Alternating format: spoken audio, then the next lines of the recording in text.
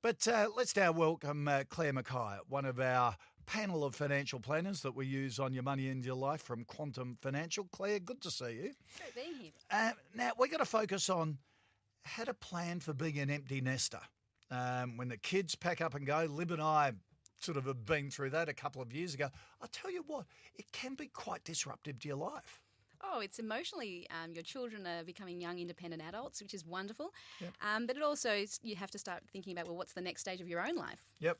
And also, a lot of people, it is really a bit of a myth, think that when the kids leave, you get an automatic pay rise because they don't cost you anything anymore. Let me tell you, that's Buckley's, because they keep coming back, and kids are always boomerangs. They're either coming back to save and live in the house to go and save up for a holiday or a house or whatever.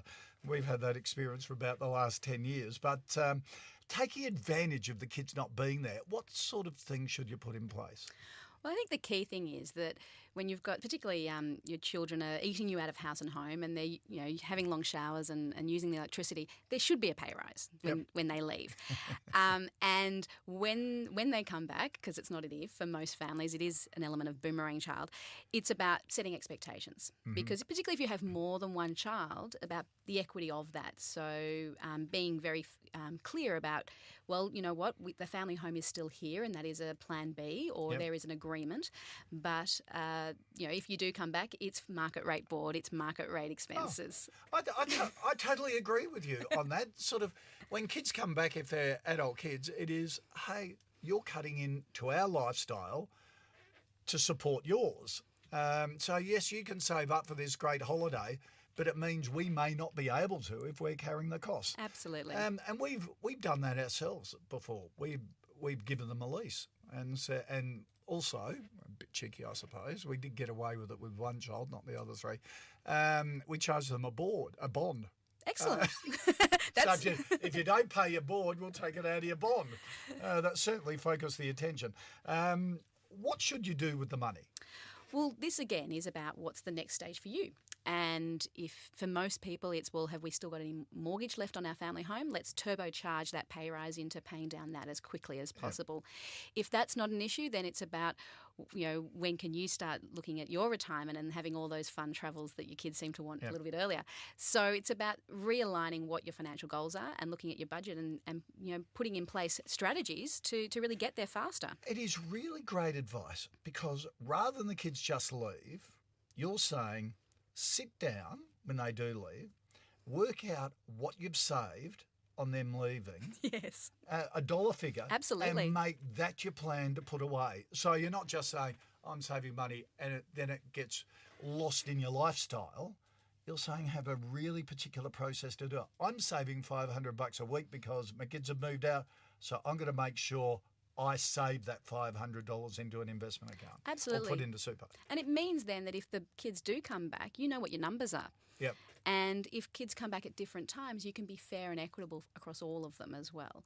Yep. Because you don't want to create, concerns that one kid's getting a better deal than the others. But the key thing is that this is the beginning of the next exciting stage of your life. Yep. And putting in a plan to be able to really enjoy it and do all the fun stuff that you've done all the hard work with the kids is about setting a plan in place so that you don't even notice it's happening. Yep. And the same with downsizing as well. If a lot of empty nesters rattle around in the big family home, they probably don't need it. Think of moving into an apartment. It's a big trend at the moment, or a townhouse or a smaller house. What do you do with that money? Again, that can supercharge your super. Exactly. And for some people, downsizing in size doesn't necessarily mean downsizing in price. Oh, that's a very good point. So you make sure you do actually understand your numbers. But if you are being able to release some equity, again, that'd be great to be able to supercharge your super so that you can have all those wonderful things that you've been dreaming of, been putting off because you've been supporting the kids. Give me an example of just how important it is to put extra into superannuation. Well, if your lifestyle now, if you know how much it costs you to live now, on the day that you stop working, all your retirement savings be it in cash or inside or outside of super, that is what's going to fund that lifestyle. There's Yep. no paycheck coming in from anyone else. Yep. So if you're not putting the money aside now, the lifestyle that you have now may not actually last for very long in retirement. Yeah. If you're putting in, say, an extra $100 a week or $100 a month, does that make a big difference at the end? Absolutely. So at the end of 10 years? Yep. Because people think, that won't have much of an impact. But it does it? That compounding effect. The magic of compound interest. No one ever turns around on the day they retire and says, I wish I hadn't put that money into super. Yeah. And it's all about habits. The slow and steady, hare wins the race. The turtle wins the race over the hare because it's the constant, regular contributions that building up your savings, the growth on the growth on the growth, that is what's going to ensure that you can, with confidence, retire and know that it's not going to just last for 10 years, but it's going to last for the 25, 30, 35 years you're in retirement. Yeah. So have the discipline. Don't squander what you're going to save when the kids actually leave home. We've got a question from Dan on kids and investment here. Dan sent through his question on the email, david@ymyl.com.au. Dan's saying, I'm wondering whether I can set up investment portfolios for my children now so that when the time they're older, they'll be able to use the money towards a home deposit. They're both still in primary school. Dan, this is good planning. So wondering about the legalities of this and if it's a good idea. Well, first up, if an account is in your child's name, they don't get the tax-free threshold. So from a tax perspective, if they earn more than about $400 odd dollars, then they're going to be paying tax much higher than. But they go to the top tax rate, don't they? Yeah. So if you earn investment income, if your child earns investment income over $460 a year, every extra dollar above $460, they go to the top tax bracket, not the bottom one or the middle one, the top one straight away. Yeah. So what we recommend when clients have these sort of strategies is actually look at your own family situation, because it's one thing to make sure that your kids are going to be fine in 25 years' time. What's happening to you and your family situation now? So what we say is we'll put that money into your mortgage maybe and repay your mortgage faster, knowing that you're in 20 years' time potentially going to be drawing down some of it. Yep. Alternatively, putting it into your super, knowing that in 20 years' time, subject to your age, you might be able to withdraw it then. So it's your family wealth that you're building, and planning, if you do the projections and say, well, we build up our family wealth and when they're, say, 28 or 29, we withdraw an amount to loan to our children. It's not a gift, it's a loan. And again, there are reasons why we structure it that way. I think the legalities of it is that it's great to have it segregated. However, it could create other issues that from a family perspective are actually not in your financial best interest. Yep. So you're saying don't put it in the child's name because of all the different tax consequences.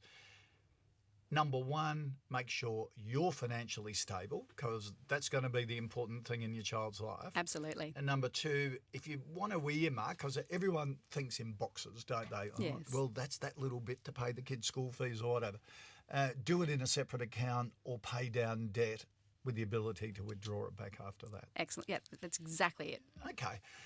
That's because that goes counter to, I suppose, our emotional connection of setting up something and saying, here's a pot in the kid's name, I don't need to worry. But it's tough to do that. It is, but it's also about making sure that you as a family are financially secure. Yep. And if your kids are going to be fine in 20 years' time, but you're struggling in the meantime, it's kind of counterintuitive. What about these education funds? I like them. They're great for discipline. If you don't have the discipline to put it into your mortgage or segregate it in your own mind, the issue is that they're quite expensive. So it's like going into a florist and saying, can I have some flowers or can I have a wedding bouquet? The price automatically goes up.